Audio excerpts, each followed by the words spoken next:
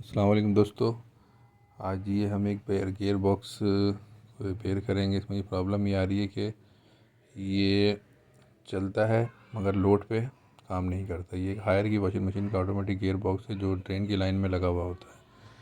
तो देखते हैं इसमें क्या प्रॉब्लम है, फिर हम आपको बताते हैं कि क्या हो सकता है इसका, और इंटरनली इसमें क्या चीज़ है और क्या काम करता है।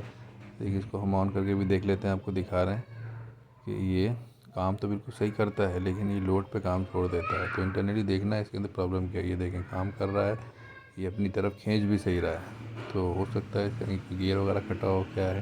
तो देखते हैं खोल के इसमें क्या इश्यूज़ हैं। तो आए इसको हम खोलते हैं।